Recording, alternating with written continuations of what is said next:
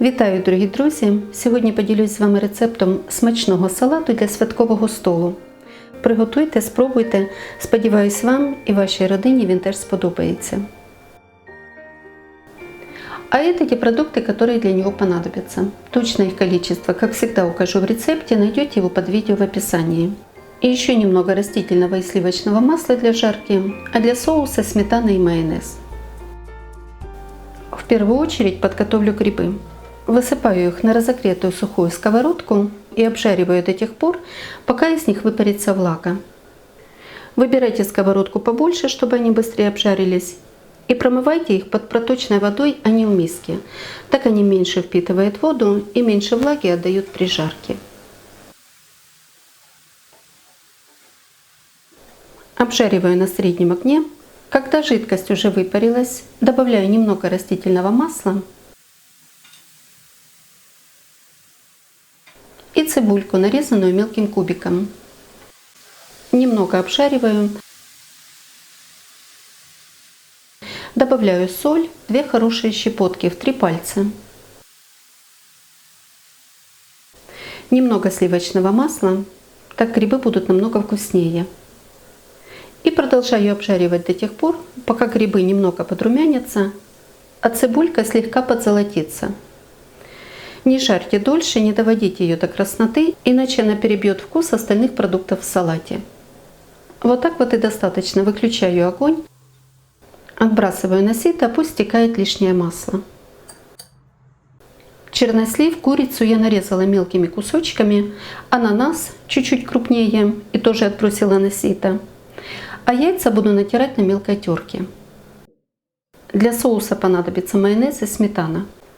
И здесь уже по вашему вкусу. Берите майонеза 200 или 250 грамм, если любите салаты более пропитанные, а сметаны 100 грамм. Все это хорошо смешиваю.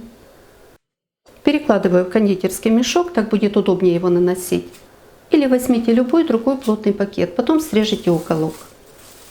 Все продукты подготовлены, грибы уже остыли, можно собирать салат. Беру сразу то блюдо, на котором буду его подавать.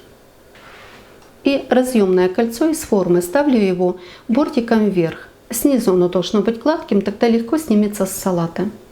Диаметр кольца 22 сантиметра. Сразу наношу немного майонеза и высыпаю куриное филе небольшими порциями, чтобы его легко можно было разровнять по всей форме. Выравниваю вилкой, слегка придавливая. И наношу густую сеточку майонезного соуса. Вам может покажется его сейчас и много, но если разровнять ложкой, то получится очень тонкий слой. Выкладываю чернослив равномерно по всей площади. Не советую его чем-нибудь заменять или вообще исключать из рецепта. Даже если вы не любите чернослив, все равно добавляйте. Он улучшает вкус салата, делает его необычным и более интересным. Без него просто пропадает изюминка этого салата. Снова сеточка, только уже не такая густая. Теперь яйца. Натираю их на мелкой терке. Всего понадобится 6 штук, я брала крупные. 4 натираю на этот слой, а 2 сверху салата. Разравниваю, особенно вот здесь по краешкам. Обязательно солю. И снова майонезная сеточка. Чтобы не повторяться, промазывать надо каждый слой. Теперь грибы. Посмотрите, масло с них хорошо сошло. Грибы полностью остывшие. Тоже их рассыпаю по всему салату и разравниваю. Не насыпайте одной кучкой, будете ее растягивать, и нарушатся все слои. После грибов ананасы. Пробовала делать со свежими огурцами, получается совсем не то. Вот именно ананасы. И сверху украшаю яйцами. 2, но максимум 3. Можете взять 2 яйца и пару желточков, чтобы он сверху был более желтым. Затягиваю пищевой пленкой и оставляю в холодильнике до следующего дня. Салат должен хорошо выстояться, чтобы смешались все вкусы и ароматы.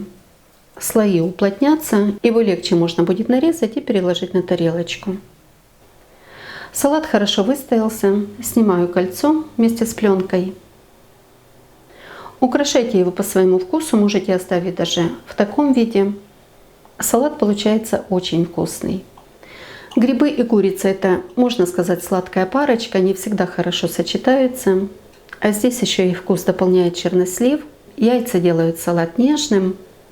Ананасы добавляют легкую сладость, сочность. Очень советую, приготуйте і попробуйте. Якщо вам подобаються мої рецепти, діліться ними з друзями, підписуйтесь на канал, залишайте коментарі. Щиро дякую за вподобайки, а постійним спонсорам мого каналу за підтримку та допомогу. Мені дуже приємно, що ви так цінуєте мій труд. І як завжди бажаю вам всього найкращого.